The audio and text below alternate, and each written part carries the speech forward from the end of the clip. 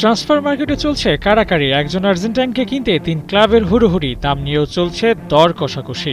Argentine ফুটবলাররা সাম্প্রতিক সময় দারুণ করছেন ক্লাব ফুটবলে, তাই ইউরোপিয়ান ক্লাবগুলোও দলে ফেরানো নিয়ে তোড়জোড় চালাচ্ছে। আর্জেন্টাইন আলেহান্দ্রো গার্নাচোকে দলে ফেরাতে বেশ কয়েকটা ক্লাব অপেক্ষা করে আছে।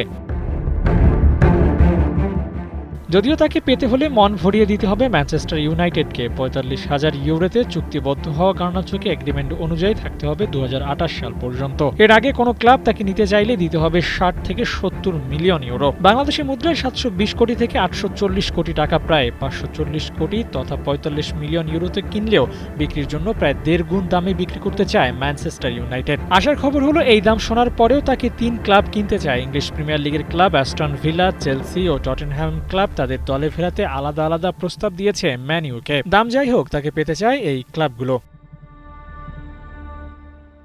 ম্যান ইউ গার্নাচোকে বিক্রি করতে চায় কিনা তা নিয়ে স্পষ্ট করে কিছুই জানায়নি ক্লাবটি, তবে মোটা অঙ্কের প্রস্তাব পেলে বিক্রি করেও দিতে পারে তারা। অফিসিয়ালি ঘোষণা না আসা পর্যন্ত অ্যাস্টন ভিলা, চেলসি চেষ্টা করেই যাবে। চেলসি ডেরায় আছেন এনজো ফার্নান্দেজ। গার্নাচোকে ফেরাতে পারলে আর্জেন্টাইন দুর্গ গড়ে উঠবে মাঝমাঠ থেকে ফরওয়ার্ড পর্যন্ত। তবে এর জন্য ৬০ কিংবা ৭০ মিলিয়ন ইউরো নিয়ে যেতে হবে ওল্ড ট্রাফোর্ডে। গার্নাচো ইউরোপের অন্যতম সেরা তরুণ ফরওয়ার্ড। গতির সাথে বল কন্ট্রোলিংয়েও দারুণ এই তারকা। অল্প বয়সী ম্যাচুরিটি দেখাচ্ছেন, খেলার ধরনে মিল আছে শুরুর দিককার ক্রিশ্চিয়ানো রোনালদোর সঙ্গে। আইডলের মতোই খেলছেন রেড ডেভিলসের ডেরায়। আবু নাইম, ৭১।